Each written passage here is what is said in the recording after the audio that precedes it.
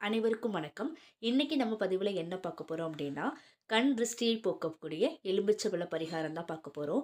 So நமக்கு கண் திருஷ்டி இருக்கு அப்படின்னா, நம்ம என்ன பண்ணுவோம் அப்படின்னா, சூடம் தடவி வாசல்ல எரிப்போம். அது மட்டும் இல்லாம கல்லு கொட்டாஞ்சில காஞ்ச மிளகா, கடுகு, கல்லுப்பு, காலடி மண்ணு இதெல்லாம் எடுத்து நம்மள சுத்தி அதையும் வாசல்ல எரிப்போம் இல்லையா? ஸோ இது ரொம்ப பவர்ஃபுல்லுங்க. இந்த எலுமிச்சை கனிய வச்சு நீங்க இந்த செய்யக்கூடிய பரிகாரம் கண் திருஷ்டி உங்களுக்கு குறையிறது நீங்க கண்குளிரா பார்ப்பீங்க.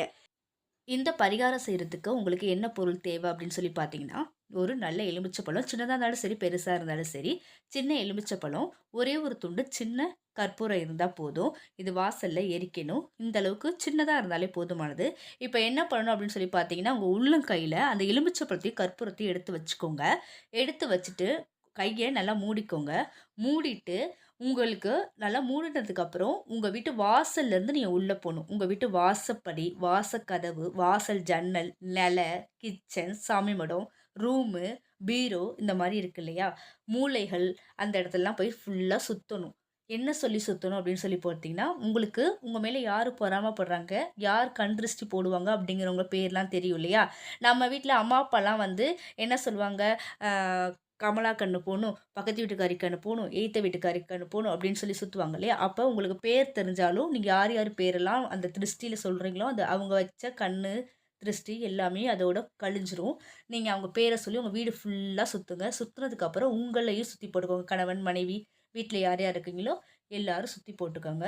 எல்லாரும் இந்த எலுமிச்சை பழத்தையும், சூடத்தையும் வச்சு சுத்திட்டு, ஒரு ஓரமா அந்த எலுமிச்சை பழத்தையும், சூடத்தையும் மேல வச்சு ஒரு ஓரமா ஒரு 2லேருந்து 3 நிமிஷம், இல்ல ஒரு 5 நிமிஷம் இந்த சேஃப்ல ஒரு வீட்ல ஏதாவது ஒரு இடத்துல வச்சுருங்க.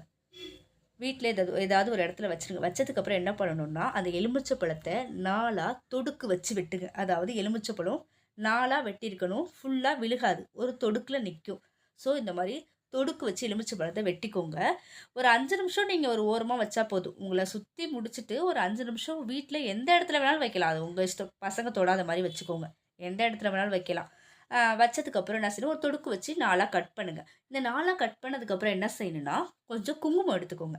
கொஞ்சம் குங்குமம் எடுத்துட்டு, அந்த பழத்த ஃபுல்லா அந்த 4 சைடுமே ஃபுல்லாவே நல்லாவே நிரப்பி விட்டுருங்க. நெறைய குங்குமம் எந்த அளவுக்கு குங்குமம் வைக்க முடியுமோ, அந்த அளவுக்கு குங்குமத்த அந்த பழத்த ஃபுல்லாவே நீங்க நிரப்பி விட்டுருங்க. ஸோ, இத அப்படியே வாசலுக்கு எடுத்துட்டு போங்க.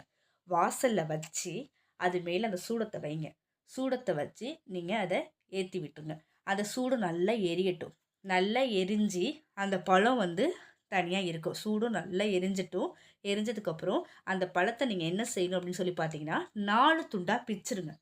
வாசல்ல வச்சு சூடத்த ஏத்துனதுக்கப்புறம், இந்த மாரி 4 துண்டா பிச்சுட்டு, இந்த பழத்தோட சார நம்ம வாசல் ஃபுல்லா பிழிஞ்சு விட்டுருங்க. நம்ம வீட்டு நிலவாசல் வாசல் இருக்கு இல்லையா? வெளி வாசல் நமக்கு ஏத்துறோம் இல்லையா?